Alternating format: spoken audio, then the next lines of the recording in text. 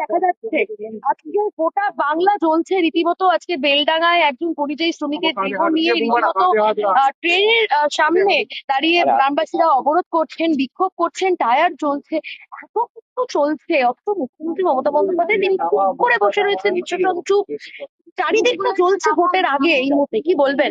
দেখুন, পরিযায়ী শ্রমিকদের উপরে যেভাবে ভিন রাজ্যে অত্যাচার হচ্ছে, সে অত্যাচার বন্ধের জন্য রাজ্য সরকারের যা পদক্ষেপ নেওয়া দরকার সেটা নেয়নি। আজকে বাধ্য হয়ে গ্রামবাসী রাস্তায় নামছে, তাদের পরিবারের, তাদের গ্রামের যে একজন মানুষ কাজে কর্মক্ষেত্রে গিয়ে খুন হয়ে ফিরে আসছে সেটার প্রতিবাদ জানিয়ে। আমরা দেখছি একের পর এক, কোনো জায়গায় সোমনাথ দেবনাথ, হেমন্ত রায়, সাবির মল্লিক, জুয়েল রানা একের পর এক লাশ হয়ে বাড়ি ফিরছে। এই যে ভিন্ন রাজ্যে কাজে গিয়ে অত্যাচারের সম্মুখীন হতে হচ্ছে, হত্যা হয়ে ফিরে আসছে, সেটা রোধের জন্য রাজ্য প্রশাসন, লেবার ডিপার্টমেন্ট, ইভেন মুখ্যমন্ত্রী সেই ধরনের কোনো সদিচ্ছা দেখতে পাচ্ছি না। আজকে যেটা হচ্ছে এর দায়ভার রাজ্য প্রশাসনের উপরে বর্তায়, রাজ্য সরকারের উপরে বর্তায়। চাকুলিয়ায় আমরা দেখেছি, ফারাক্কাতেও দেখলাম, এসআইআর নিয়ে দিকে দিকে রীতিমতো বিক্ষোভ চলছে এবং নাম করেই বলা হচ্ছে যে তৃণমূলের যারা কর্মী সমর্থক সেখানে দেখা যাচ্ছে রীতিমতো গুন্ডাগিরি চালাচ্ছে। কেন?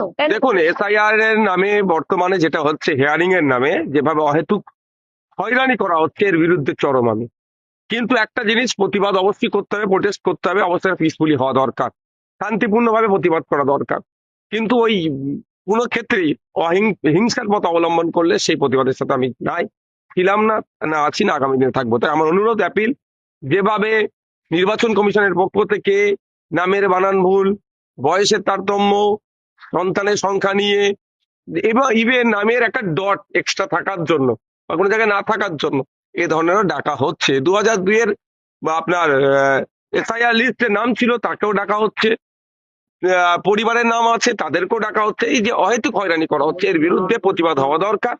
আমিও প্রতিবাদ করছি দিকে দিকে, কিন্তু প্রতিবাদটা অবশ্যই শান্তিপূর্ণ হওয়া দরকার।